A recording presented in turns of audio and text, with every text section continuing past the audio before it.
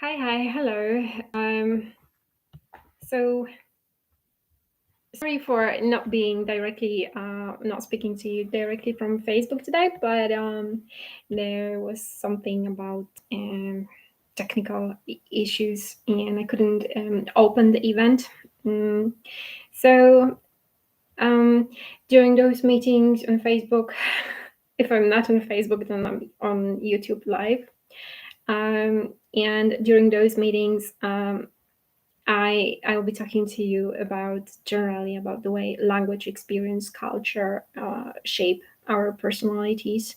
Personalities of people who were, sexually abused, or personalities of people who became gays, lesbians, and transvestites too.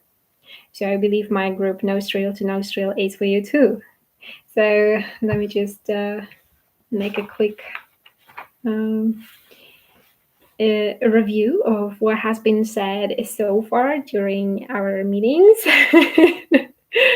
uh, I'm laughing because I'm just collecting, just trying to build that community, just starting out with you guys, so and hoping that you will show up. Uh, I told you about my two encounters with pedophiles.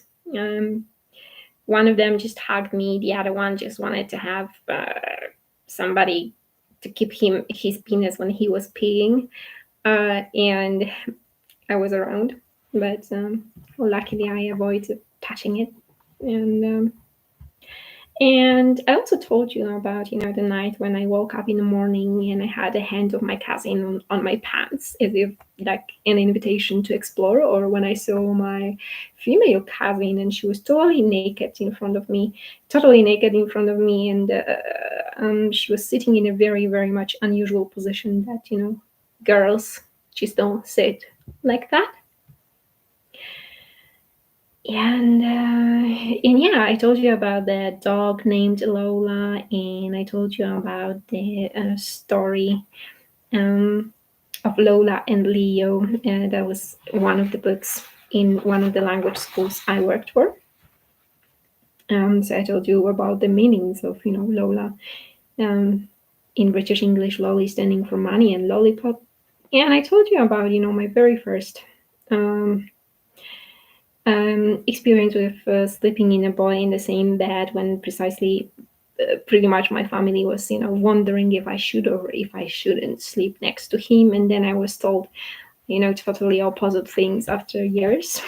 Because everybody had their own version of events. And the reason also why I told you so is because I believe it may often happen to those who were sexually abused that, they come out, they tell the truth, they admit it, and then they are just denied their experience.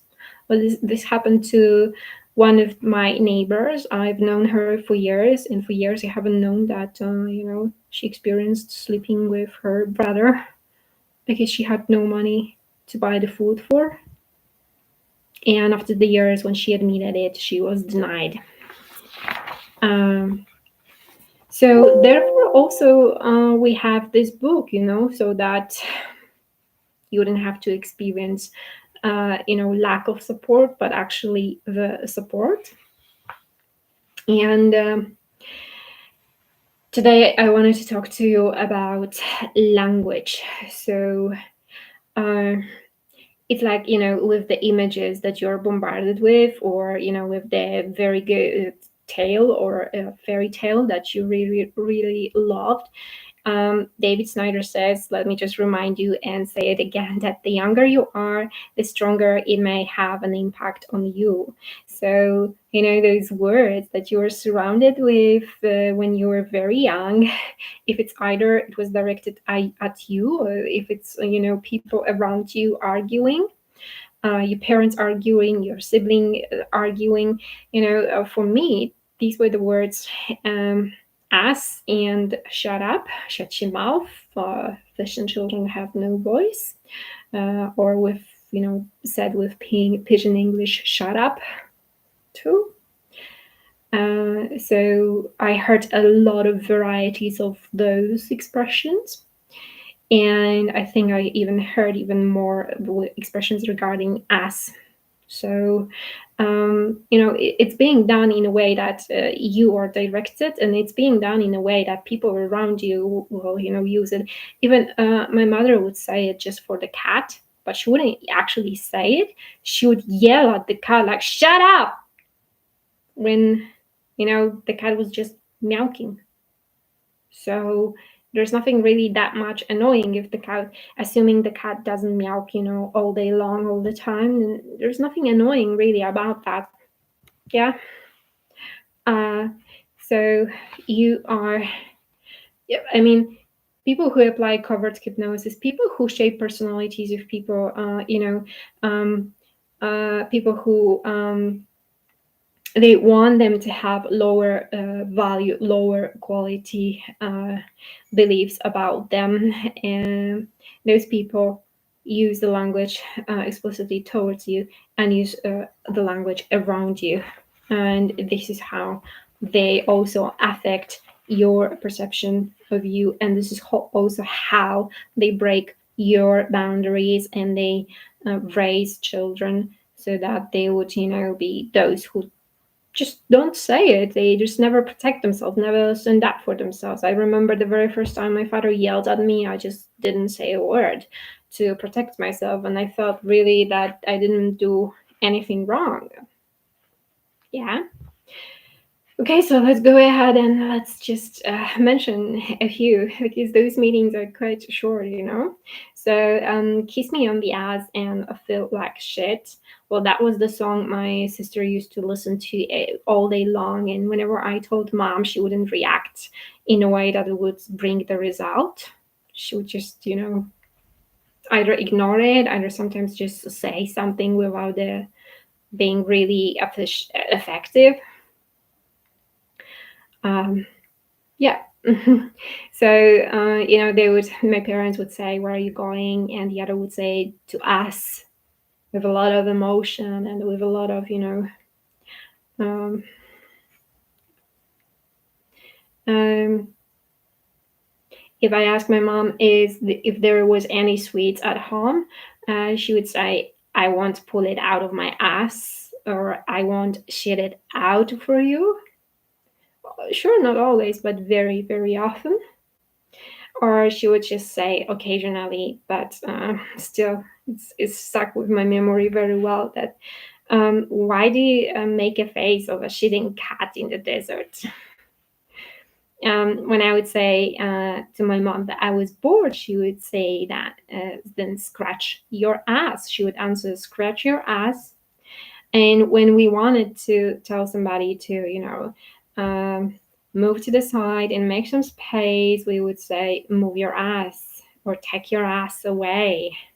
Um, you could also hear very often, I have a big ass, and with this space for everything. Like, if you wanted to say that you didn't care, for example, for people gossiping about you. So I could see here, I have a big ass with the space for everything. Um, and well, with regard to accidents, you could say that you could make a fun out of somebody else's ass. A fan meaning this air, conditioner that filters the air, and when you wanted to say that something was of lower quality, or you didn't like something very much, you could say that it doesn't break off the ass. And when you were just resting or lying around and doing nothing, then you could say that you lay your ass, so you płaszczysz dupę, for example, in Polish. When you're expecting something, or you're expecting some favor, maybe to get a lift or maybe to get something sweet, then you could say that you prepare your ass for something. Yeah, you prepare your ass or you stood your ass for something. They pretty much have similar meanings. And when you are in a hurry, then you can say that you have fire in your ass, że pali ci się pod dupą. When you are very tired, you could say that your legs walk into your ass. That's also the expression I could hear very often. Or my mom would say that if I didn't care about something, then I would say that I take my ass and I go. Um, yeah, and when I was angry with people reading my diaries, then I would think and say that, they could go through the content of their own asses. And if I asked mom what was for dinner, she could answer shit with Poppy was for dinner. Um, and there are a lot of expressions related to having sex, which are very colloquial and very, soaked with very negative meaning, where you actually focus on this part of the body, ass, and you make verbs out of it, like assing, dupczyć, sorry. So you would rather say fucking somebody than assing somebody in English. Yeah. And the variety of word formation regarding that word. Uh, like depends. Yeah, I heard that too. Or go dupiec, or or do dupy, or dupę rozbić. I mean, they are really difficult for me to translate, but they are the words I know very, very well. Or there are expressions like don't give up. So you can say shit and don't give up, which is totally weird. Like shit and don't give up. Or a dog would shut on that. So something yet again is of polar uh, quality. It's not worth of your time and attention. And the very weird expression, but I think that the expression that also finds some reflection in my life is the expression of my aunt, who would say it works as dogs testicles or ovaries. So yeah, I will not comment on that in this video, but it's in the book. Sorry, it's not the expression connected with us, but I wrote a lot about Nicholas and the identity of boys exposed to Nicholas, books with Nicholas and friends named Nicholas. Okay. Yeah, I could also hear very often like bite your ass. Literally, bite your ass. If you don't want to do something for me, then bite your ass. And well, I could also hear, that she's walking with this ass here and there, and it was about, the fact that we would open the door and close the door by grandma, and we would do it quite so often. So we were told that, I was told that I was walking with my ass. And this is the literal translation, and this is the literal use of the words, that how they were used. Yeah. My mom would also say, kiss my ass, you humped asshole. Or, to yeah, you could refer to us like, to walk. She walks with her ass there and back, or she walks with a bare ass. Or you could refer to the activity that ass can perform, like to shit means in Polish laptać, to talk about somebody behind their back, or obrabiać dupę. So to work around somebody else's ass means literally to have somebody on our tongues, so to talk about them. So a lot of those expressions have very negative meanings, and a lot of them in Polish actually take this aspect of your body, they fragment it, and they as if give it a second life, as if you could go and walk with your ass. Like I walk with my hands and with my legs and with my arms and tummy's head and neck.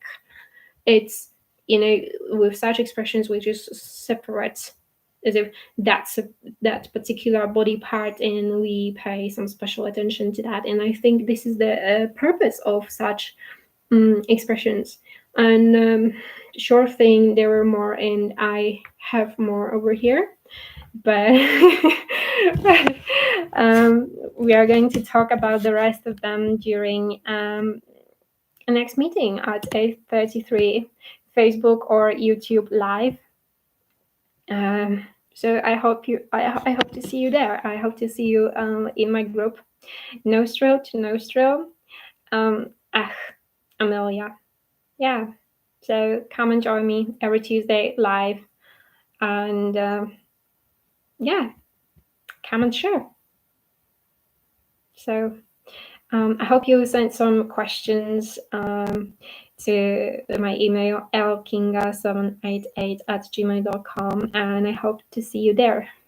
So take care and talk to you soon. Bye.